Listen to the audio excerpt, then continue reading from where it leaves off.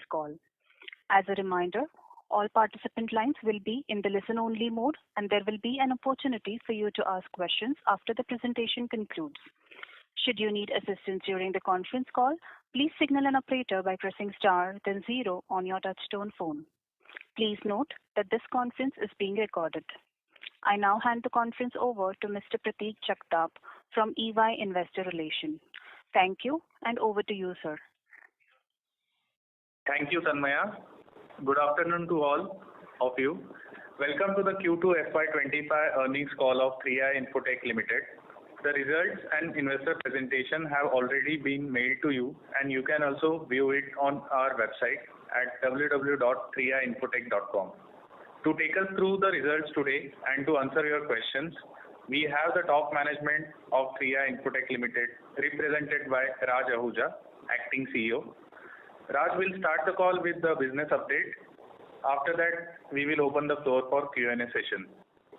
As usual, I would like to remind you that anything said on this call that reflects any outlook for the future or which can be construed as a forward-looking statement must be viewed in conjunction with the risks and uncertainties that we face.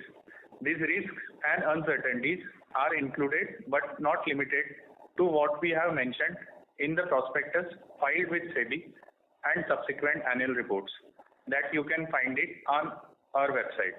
With this, I will now hand over the call to the Raj. Over to you, Raj. Thank you, Prateek. Hello, good day to everybody. Thank you for taking the time to join us today to discuss the financial results for Q2 FY25. It's my privilege to address you all today for the first time on the earnings call as the Acting Chief Executive Officer of 3i Infotech. I bring over 30 years of experience in finance, strategy and operations across technology, media, FMCG, banks, financial services. My focus here is to drive strategic growth, operational excellence and compliance, leveraging my experience from companies like Yes Bank, Paytm, Reliance Jio and Wipro. Over the past few months, I focused on understanding our business strengths, the unique value we bring to our clients, and the significant opportunities we have in our markets. We are in an era marked by rapid technology advancement, where adaptability and innovations are essential for our ongoing success. My vision for 3i Infotech is straightforward: to establish our company as a proactive player in this evolution, leading in digital transformation and innovation while remaining true to our core strengths. I'm committed to building on the solid foundation laid by this team, and I look forward to cultivating a culture of innovation and growth as we move ahead. Currently, we are going through the transformation phase, which is built on 3 foundation pillars: compliance, profitability, and sustainability. These pillars go beyond strategic objectives. They reflect our commitment to rebuild the company with integrity, financial stability, and long-term value creation. Over the past year, 3i Infotech has undertaken a strategic realignment to stay competitive in the rapidly changing market. This effort focused on refining the company's core strengths, optimizing resources, and preparing for future demands. While we maintain our strong presence in the BFSI and the government sector, we are expanding into high-growth areas such as healthcare, manufacturing, and telecommunications also. Additionally, we have taken significant measures to improve operational efficiency and cut non-essential costs, positioning us for resilience, adaptability, and operational excellence. Coming to Q2 FY25 results, I will start with a summary of quarterly results, followed by an update on business events and outlook. This quarter, our revenue stood at 177.6 crore rupees, while gross margin was 20.3 crore rupees versus 16.9 crore in Q2 FY24, which is a testament to our cost optimization efforts. Our operating EBITDA was at rupees 5.5 crore, a growth of 55% quarter on quarter, continuing positive trajectory from Q1 FY25. During the quarter, our net loss narrowed to rupees 1.2 crore as compared to loss of 6.1 crore last quarter. Our current focus is on sustaining our scale, and driving organic growth within existing accounts. Alongside this, we are revamping our sales strategy and structure to expand our reach and drive growth in new accounts. During the quarter, we have signed 23 new contracts with both existing and new customers. This includes addition of 4 new clients in government and manufacturing sector and accelerated our shift to next-gen solutions through AI investments, initiatives that position us for sustained growth in FY25 and 26.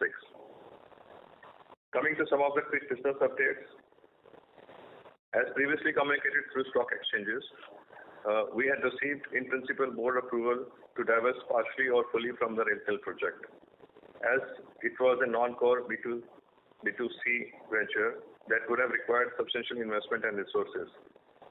We have since signed a non-binding term sheet with investors and will provide further details upon signing the definitive agreement, which we intend to close within this quarter.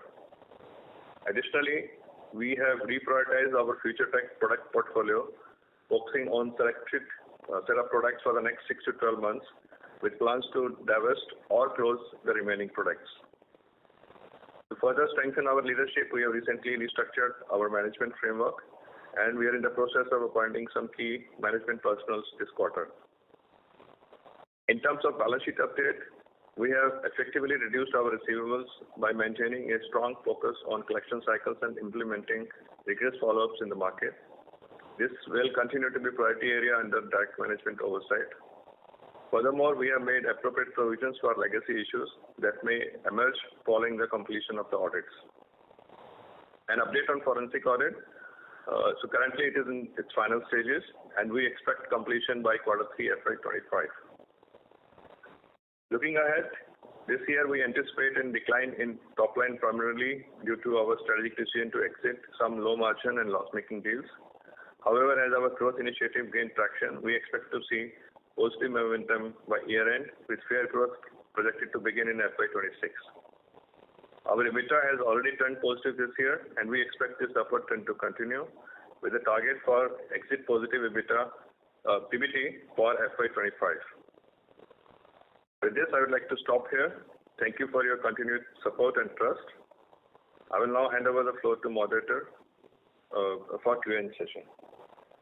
Thank you. Thank you very much. We will now begin the question and answer session. Anyone who wishes to ask a question may press star and 1 on their touchtone telephone. If you wish to remove yourself from the question queue, you may press star and 2. Participants are requested to use handsets while asking a question.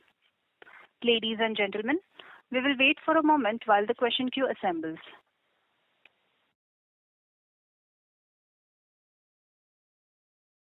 The first question is from the line of Harish Tawate, who is an individual investor. Please go ahead.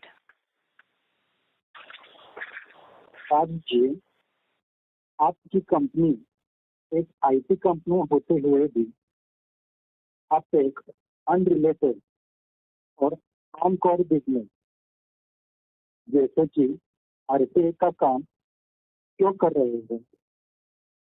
अगर आप चाहें तो इसे outsourcing भी तो कर सकते हैं ना. Question number 2. Harish sir, may we request you to please speak a little loudly since you are not audible. ठीक है. Raj ji,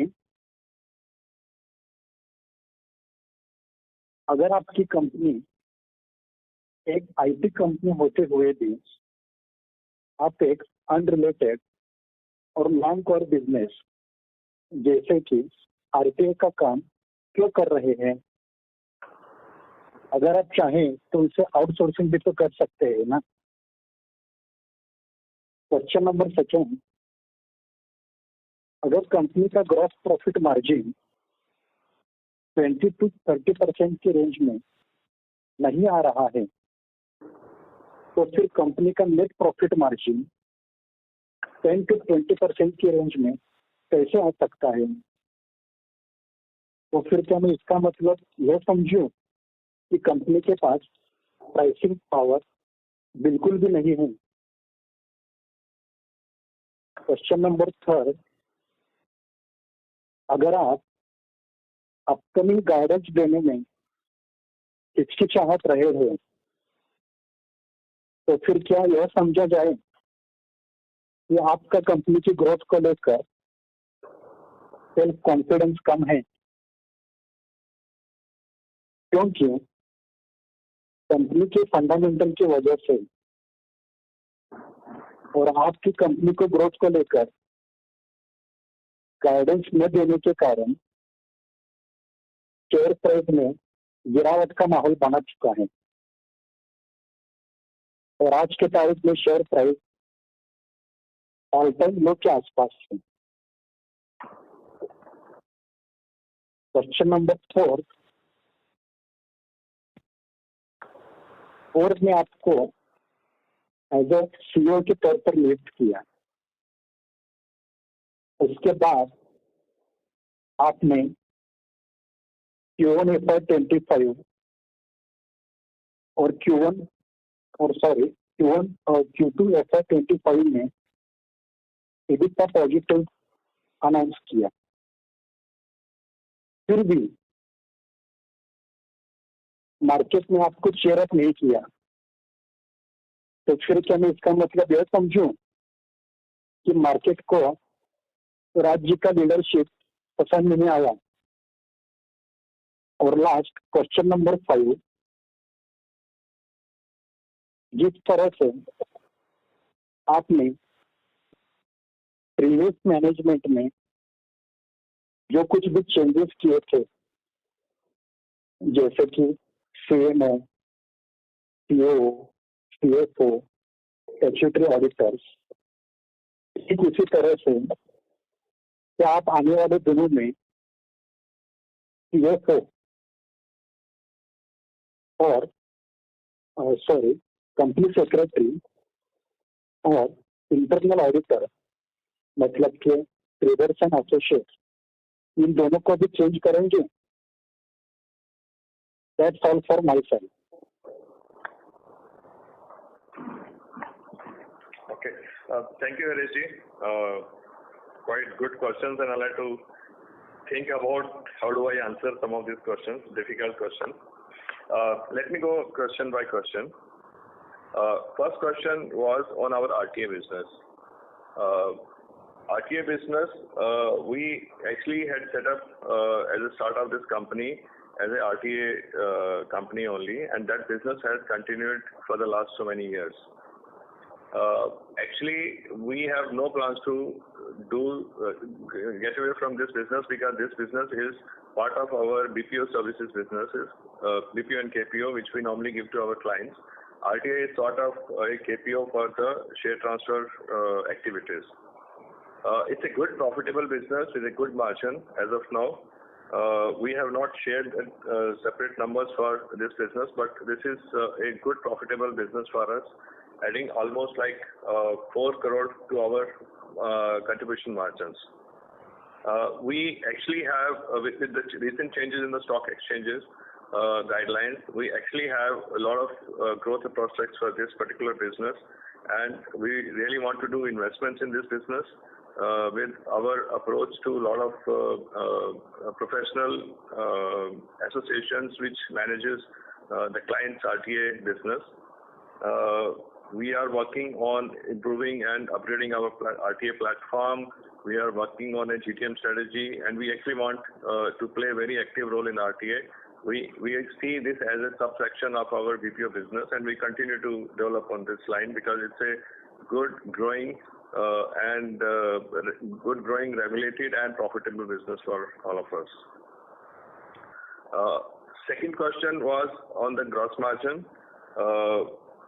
The gross margin percentage will continue to go up in the next few quarters because we have taken a call of setting up our pricing strategies in such a fashion that we get into a gross margin of 20% plus over the next 2 quarters. We have exited some low margin deals, some negative deals, and which is visible that despite degrowth as compared to the last year in our revenue top line, our profitability has increased, EBITDA has increased, our losses at PBT level has come down, mainly because of the fact that we have decided to improve on our gross margin by exiting non-performing deals. if we are at this point of time, my short-term objective is to cross 20% gross margin. So obviously, if gross margin is 20%, we can't cross net profit of 20%. So I don't want to give a guidance at this stage, but obviously this will be lower than 20% margins. But we'll surely in quarter 3 and quarter 4 we are targeting net profit to start moving towards the positive zone, which is currently at negative levels. Question number 3 on the upcoming guidance, missing confidence, our share drops. Share market, I think, is obviously we know it's volatile market nowadays because of so many factors in the international space, whether it's the war situation at two places or whether it is the US elections and so many other things happening across the globe. And the markets are very, very volatile, and as a part of it, the mid and small cap markets are also taking a lot of beating, and so is our share price. If you've seen our post the declaration of the results, our actually stock is up to I think around 29-30 levels today, and very frankly, we have no role to play, and we don't want to play any role in the share price. I think the market should determine based on our performance whatever is the right value and award us with that value. Our focus is continue to work on improving the performance on quarter-on-quarter basis. I have not given any upcoming quarters guidance as of now, mainly because I just came in and this is my first quarter and this is my first interaction with this group. And I need some more time to start working on giving a proper guidance.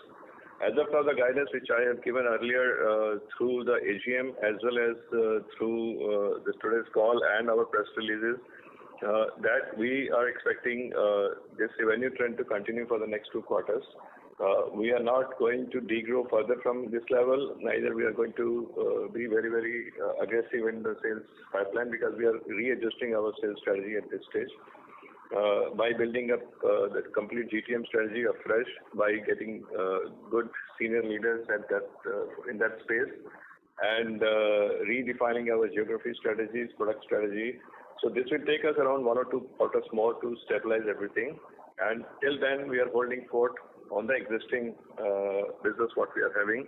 And we continue to grow a little bit. Like we have added 4 new clients this quarter. We have added 23 new contracts this quarter. So this trajectory will continue, but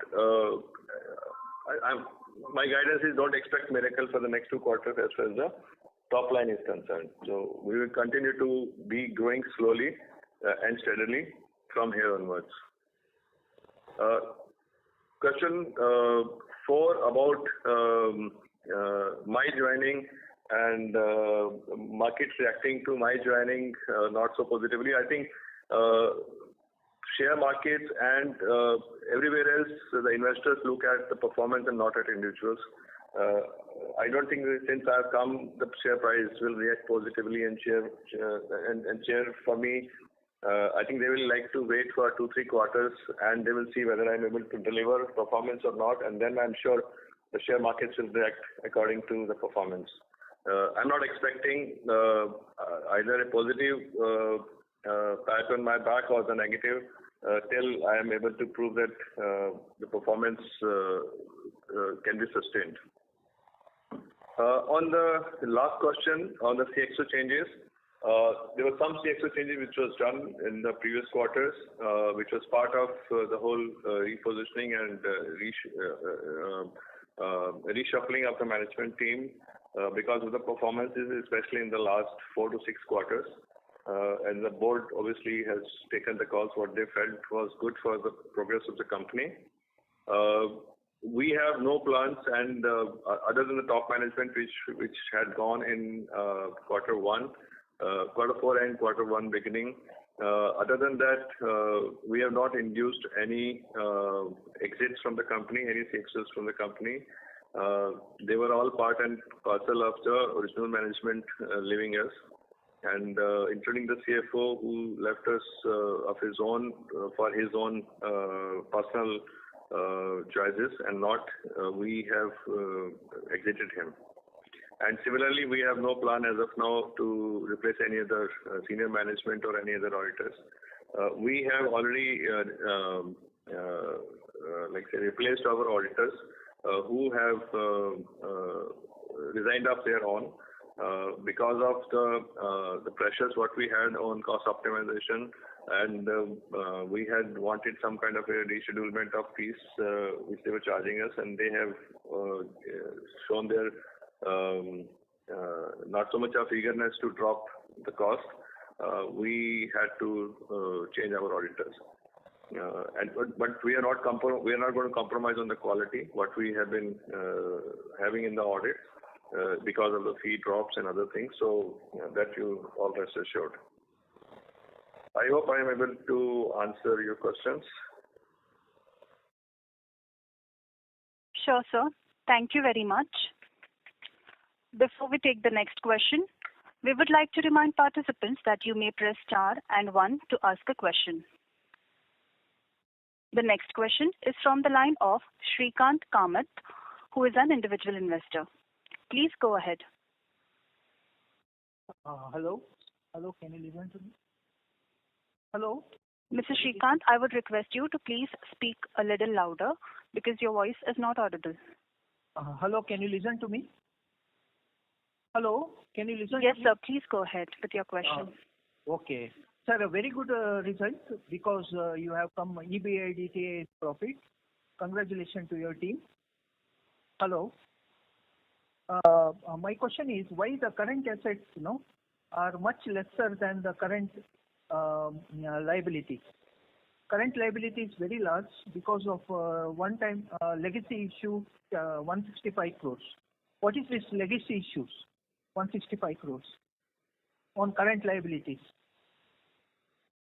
Will this make a pressure on the balance sheet in the future? Hello? Yes, sir, you can complete your question. Yes, current liabilities are much larger than current assets. And in the current liabilities, there is a legacy issue of 165 crores. Will the company have a profit? And in which quarter the company will make a net profit? My 2 questions. So, sorry, sir, what was the second question? When the company will? Go to net profit. Which quarter? Okay. Anything else, sir? Yes, that's all my questions. Okay. Thanks, Shrikant. Thanks for your questions. First of all, thanks for the wishes. Coming to the questions, the current asset versus current liabilities. At this point of time, my major focus in the last 1 quarter has been to liquidate as many assets as possible and convert them into cash, so that cash can be used for the future growth of the company. And that's how the focus has been on receivables, deposits, and any other asset which has been locked up as of now. And this quarter we have done huge collections, including in October, which obviously has resulted into drop in the current assets.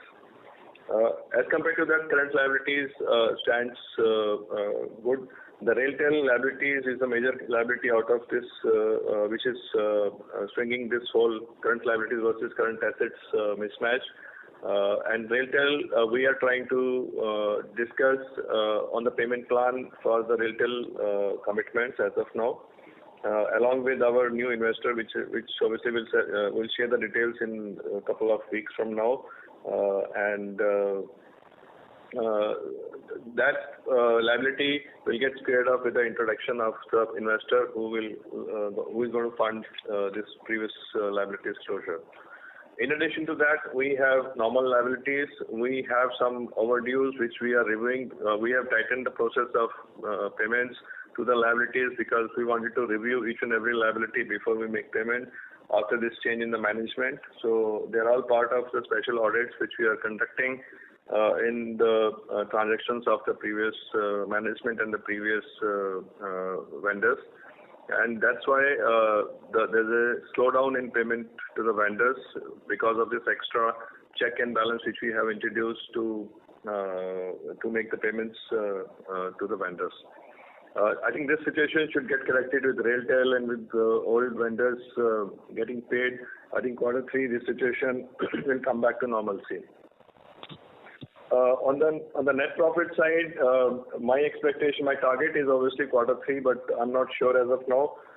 I don't want to make any commitments, but quarter 4 surely, like I said in my first part of the session, I mentioned that we are planning to have exit PBT positive, which means quarter 4 is my target. We will see that if we can prepone that by a quarter, but as of now, this is what it looks like.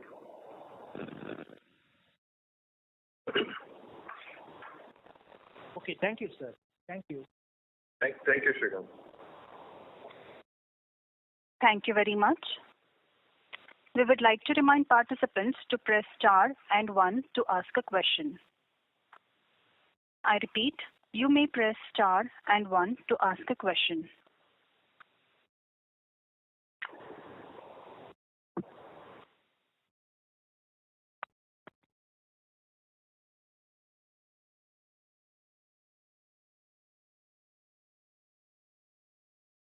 Participants may press star and 1 to ask a question.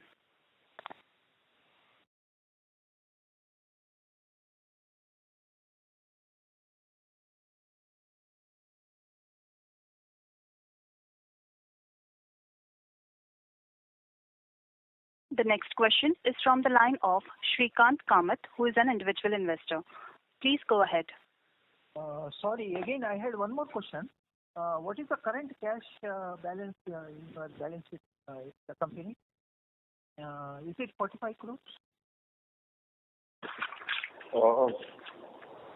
Shrikant, I don't know from where you got that figure of 45 crore. Is it coming from the balance sheet what we had published? Yes. Yes. Okay, so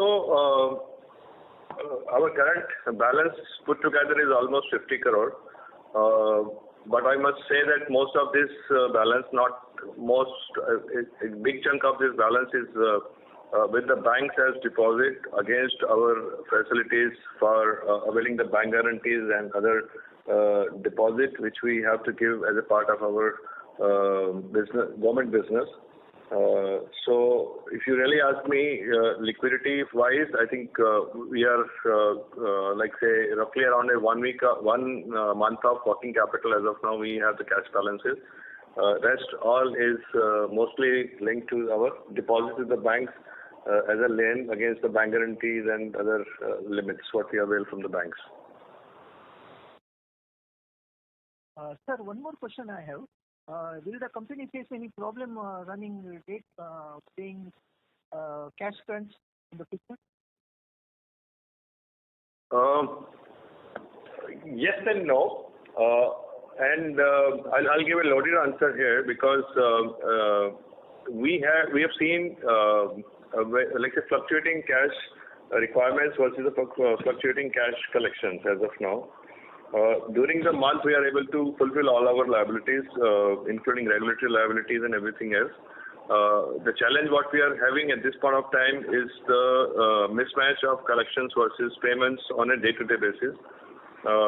Mainly because of the fact that most of our collections happens in week 3 and week 4, while most of our payments are due in week 1 and week 2, including the employee salaries and rentals and all that. But we have not defaulted on any of our payments. There have been some intermittent delays in some of the payments, some because of the process which I just mentioned that we have introduced for our vendor payments, and some because of this cash flow mismatch by few days.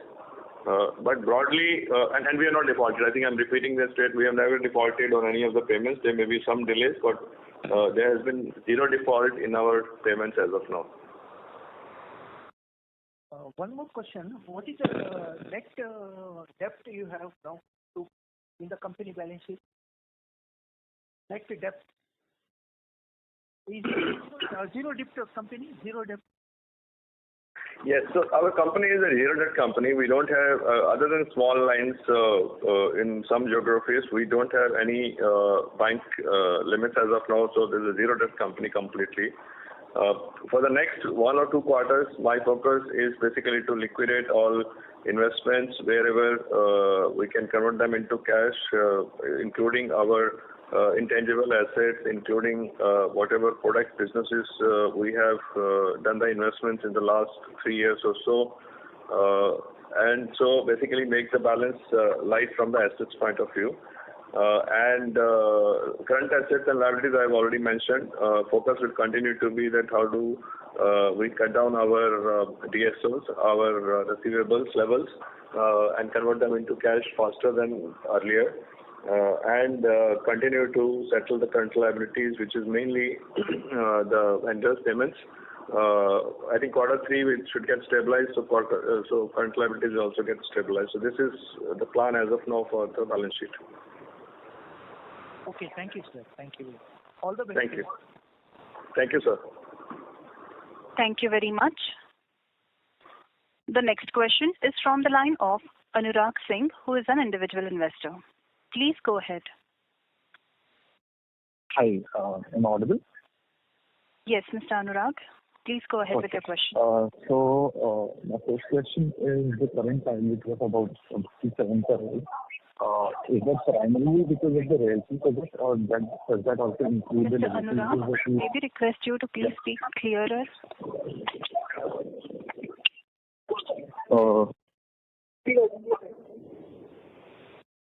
Hello? Yes, sir. Your line has been unmuted. You may please proceed with your question. So my first question is the current liabilities of 167 crores. Does that include any component of the legacy issues that have been identified, or it is just related to the railway project and other current liabilities? Second is a connected question.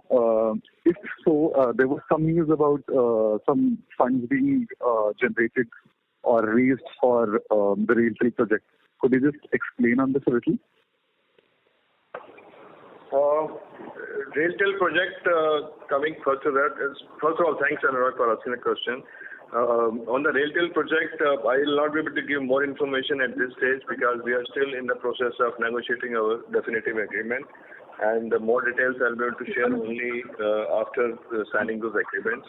But in summary, we are looking at partial stake sale in the Railtel project only, where the investor is going to fund our future liabilities and some of the past liabilities in exchange of certain stake. And that will take care of the whole Railtel project monetization, which we have decided not to pursue further of our own, mainly because this is a non-core business to our structure today. This is not part of IT services. It is more of digital media business. So that was the thought process on Railtel, and we didn't have major experience in managing digital media kind of businesses. So we have got a partner who is more like investor as well as a specialist in digital media space. So that's what we are going to do. So I think in the next few weeks I'll be able to share more details with you. On the current liabilities, I think I've already explained. It's a mix of both the Railtel liabilities what we had for the last almost now 5 quarters or so, and obviously Railtel has been kept informed and they're party to that why we are not paying and what we are working with them on monetizing that contract.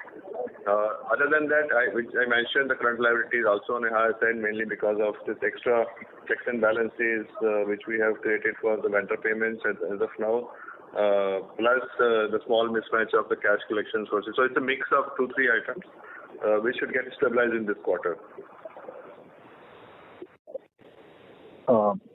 Got it. Thank you for your answer. But that doesn't answer my question on the legacy issues at all.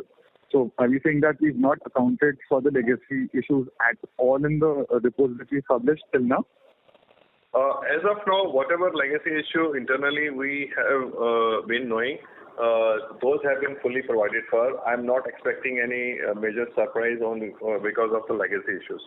Our balance sheet, whatever is the provisions and everything else, will take care of whatever exposures might come because of the legacy issues. And some of it, as I think we have disclosed it enough in our March 24 balance sheet also as exceptional items. and some more such smaller items have been taken care in quarter 1 and quarter 2. So as of now, as of 30th September balance sheet, I am not privy to any exposure which we might have more than what we already know as of now. Got it. Thank you. Thank you, Anurag. Thank you very much. The next question is from the line of Kiran, who is an individual investor. Please go ahead. Hello, can you hear me? Yes, Mr. Kiran, please go ahead with your question. First of all, congrats on the EBITDA improvement that we have had. So basically, my question is, in your initial remarks, you mentioned that you don't, look at growing the top line. Is there any particular reason for that?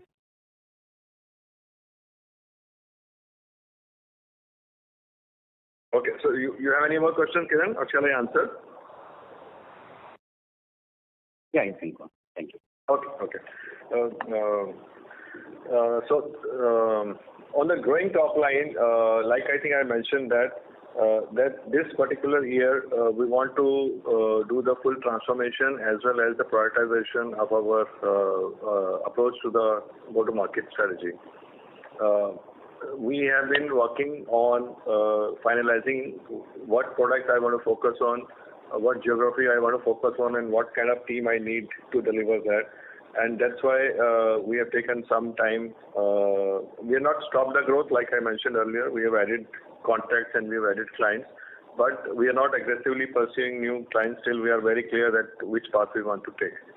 More or less, we are clear. As of now, in the last board meeting, we had discussions about the future roadmap. And it will take us 1 or 2 quarters more to set up teams, to realign ourselves, to become clearer on what we want to do. And we will be ready to get into the next level of growth starting from the next year onwards. Not that we will not grow as of now, but we are not aggressively pursuing growth. And these 2, 3, 4 quarters, we want to use it for the whole transformation, our cost structures, our revenue structures, product and geography priorities, team building up, cleaning up all whatever is left over in the legacy and the forensic issues. We want to clean up everything, and then we move on to the growth trajectory starting from April. That's what the thought process as of now. It may happen earlier than that, and there can be a progress on a daily basis. It's not suddenly going to happen on 1st of April. Every day we'll keep working and keep improving on what we want to do for future. I have one more question, if I may. Sure. So basically, when it comes to the retail project, I'm not sure whether you mentioned, are you giving away the project, or it is just that you are bringing in an investor and a partner who can manage the business and share the revenue? Yeah. So, like I said, I will not be able to share more details, but the second statement is true. We are not giving up the business. We continue to be part of the business. But we are getting an investor who is specialized in this area, who has done this kind of business earlier, and also bring cash on the table, helping us in managing the project, obviously with the share in the profits. Okay. Thank you, sir. You are doing a wonderful job. We hope that the company is. Thank you very much. Thank you, Kiran. Thank you very much. Before we take the next question, we would like to remind participants that you may press star and 1 to ask a question. The next question is from the line of Manoj Bagadia from Equicorp. Please go ahead.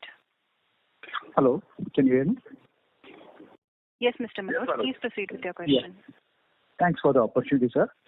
And I really appreciate to try to put the company back on the stable path and then the growth in future. My first question is, if you look at all the legacy issues, whatever is forensic and then whatever is there. So as of now, what we have shown in the half-yearly balance sheet, you mentioned that you don't foresee any significant additional liabilities or provisions to be made. But still, I mean, do you foresee that it may come up in future? I mean, you might not see it right now, but do you foresee that there are opponents that can hurt us probably in future? So that's the first thing. To clean the whole thing, I mean, to clean the books and to have a clean slate. So what needs to be done for that? I mean, and in case if there could be potential thing, would you be looking at providing the whole thing and clean it up in FY25 before you get on a growth path? That's my first question. Second question is about the fundraising. You mentioned about the RailTel project and selling part of the stake to clear the liability with the RailTel. And you also mentioned that it's a non-core business for us. So why are we looking at only selling the partial stake? I mean, are you open to selling the full stake, you get that money and put back into the business, main business, and grow that business and create better value? So are there any thought process for that, or probably stage one you are just looking at clearing off the past liability, get a partner, and then maybe going forward you will look at that step. So if you can just throw some light on the thought process about the RailTel project. And third thing is, you said that you are still mapping out in terms of the transformation, in terms of the go-to-market strategy, in terms of the cost structure, in terms of what products, geography, and people, resources that you have and you need to add. So can you just talk a little bit more about that? And hopefully from 1st April onwards, we should be on track for that. So how long do you think that execution will take to ensure that we are on a stable path, and from there we are looking at annual growth rate? And if you can throw some light on what is the long-term outlook, if you look at next 3 to 5 years, and what is your vision or goal for this company that you would be happy with if you achieve that? Thanks a lot for the opportunity. Thanks, Manoj. Coming to the first point, legacy issues, like I mentioned earlier to Anurag's questions earlier. In my opinion, I think we have taken care of all the liabilities which may arise because of any legacy issues. There may not be any more surprises. There may be few surprises, small here and there, which obviously we'll take care as a part of the quarter 3, quarter 4. But I'm not expecting any huge surprise to the markets as of now, as far as the legacy issues are concerned. We have already reached a clean slate level.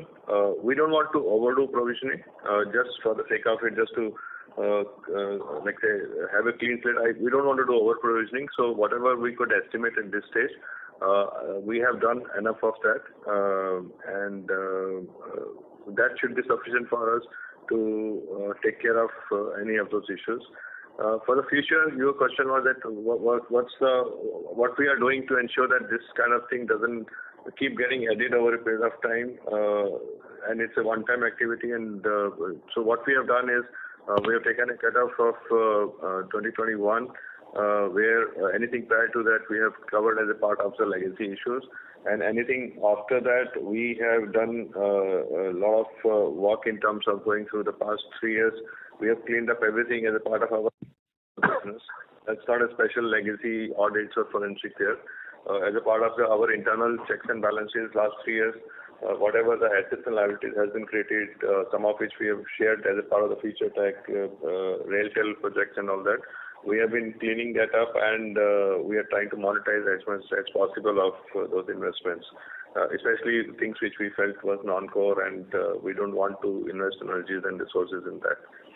So legacy plus post-legacy, I think we are good as of now.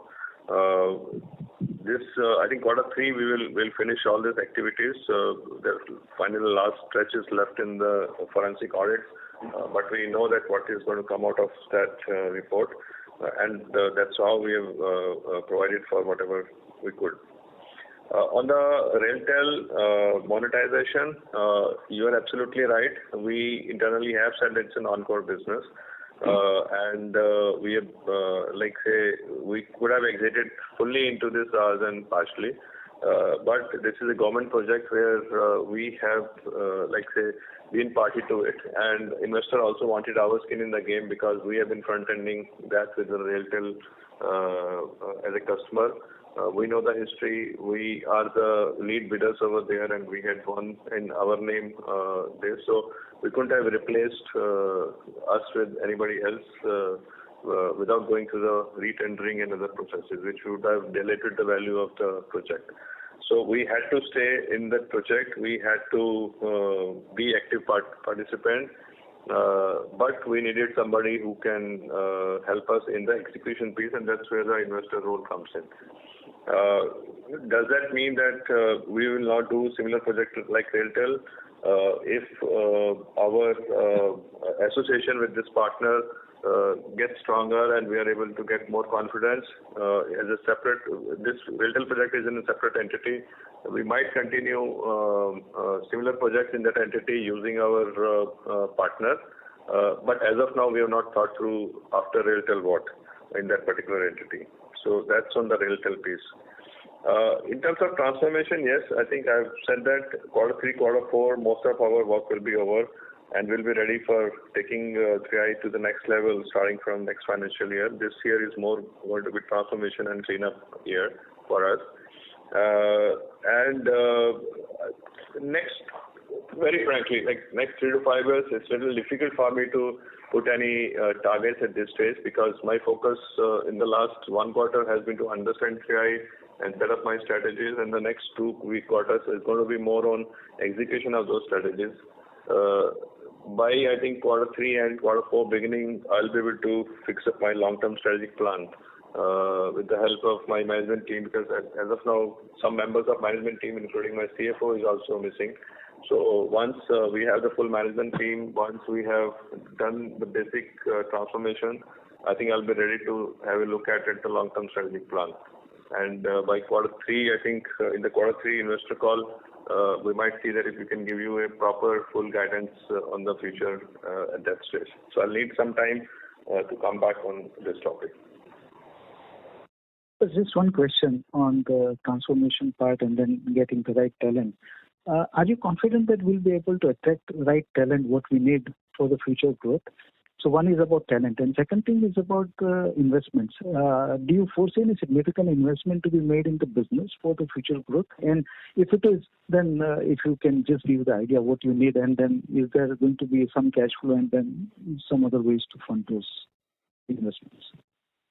So talent is, I think in the IT services space, talent acquisition anyway is a difficult task nowadays with so much of demand and supply gap as of now, and people preferring on-site assignments as compared to working in India as an offshore assignment. So talent has always been a challenge. Also in the BPO space where the attrition rates are always higher in the industry, mainly because that's an entry level for the graduates, entry level job, and then they keep moving jobs. We are having challenges, so it's not that we don't have challenges. Getting a right talent is a challenge because of our history, because of the management changes which has happened in the last 6 months or so, because of whatever negative news we have got in the market because of these events, including legacy and forensic audits and a change in management. But I will not say that like we are not getting the talent. We have got in this quarter we have closed our CRO position, we have closed our CTO position. We are actively closing our CFO position in the next few weeks. So we are on path. It's not easy, I must say, but with the right attitude and with the right communication and right challenge given to the candidate, there are people who are ready to take these challenges and join us. And that is true all across, not only at CXO's level, but also at the next levels. I'm saying that like it's a question of communication and a management commitment, and the right talent is available in abundance in Indian market. So I'm not having major challenges. I'm struggling, but there's no challenge. In terms of investments, I don't think we need any major investment at this stage, whatever I can foresee. I think it's our business is more capital light business, and it's more manpower intensive business. Whether it is the digital services, whether it is BPO services, whether it is infra services, and it doesn't require major investments. So I don't think investment is going to be a bottleneck for our growth. Small investments like offices and infrastructure and all will be required, but I think that can be managed. That's not an issue for us as of now. Right. I mean, I'm really happy to hear that. I mean, although the industry is also facing challenges, and given our position, still you are able to attract talent. So it's the company challenges in addition to the industry challenges. And despite that, you are able to attract the talent. So, I mean, congratulations for that, sir. I mean, it's a Herculean task, actually. And for next 6 months, I think that's the most important thing. I mean, once you put the company on a stable path, then it will be much easier. But as of now, it must be a big challenge for you, actually. And I hope to, and I'll wait for your plan, what you have for next 3 to 5 years, maybe in 1 or 2 quarters, sir. I mean, thanks. Thanks a lot, sir. Sure. Thank you, Manoj. Thank you. Thank you very much. Before we take the next question, we would like to remind the participants that you may press star and 1 to ask a question. I repeat, you may press star and 1 to ask a question. The next question is from the line of Sharan, who is an individual investor. Please go ahead.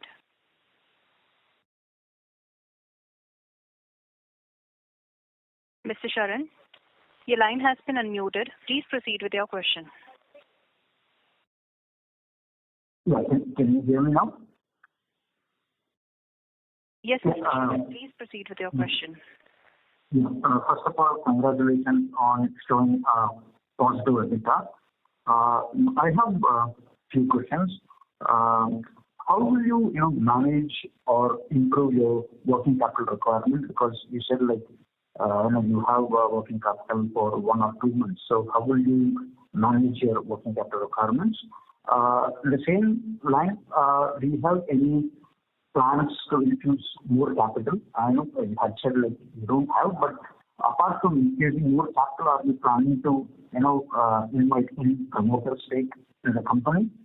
And my third question is, will we get any cash from the statutory audit that we are going through? Will there be any positive result from the statutory audit where we will have some cash coming in? With regard to the fourth question, it's again the railtel, which you have been discussing a lot. So what will be our support in railtel? Will we be providing IT-based support, or will we be just sharing the profits and someone else will be doing the main work? My first question is, right now the company has kind of turning it around. Company has turned down. And how will you, improve the confidence of the investors? Because what I'm seeing is kind of the investors' confidence needs to be, more. So do you have any marketing plans to improve the confidence of the investors?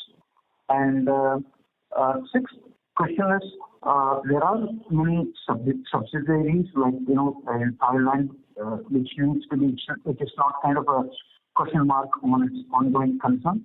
So what are the situation of these subsidiaries? Are we planning to shut them down? And my seventh question would be, when will you be made as a full-time CEO? So that's it from my end. Okay. I couldn't get one question, but I think we'll come to that at the last. Thanks for asking these questions. First question, working capital requirement plus the plan to introduce more capital. As of now, we, like I said, that we have regular working capital for meeting our day-to-day requirements, and we might require a little bit of an investment to be done for the growth which we might require in the next year. We are evaluating various options at this stage as to whether we should come out to the capital market for fundraising for our growth requirements, or whether we should look at some kind of a debt at this stage. We are not finalized our plans, so it's a little early for me to comment on that as of now. But we might need a little bit of investment at this stage based on our requirement, based on our assessment, and we will come back to the market as and when we are ready to discuss or disclose that. But I take your point, and I agree with your point that we might need a little bit of an investment in future. May not be huge, because we are not a capital-intensive industry business segment, but we still might need some to smoothen our working capital as well as the future growth requirements. On the confidence of the investors, I'm not sure that, like say, I somehow don't believe in marketing activities to jump up the share price or to bring more investors. I think I will like to leave that to the investor. My focus has always been in my past career also to focus more on the performance, to deliver numbers, to deliver growth, and meet investors' expectations.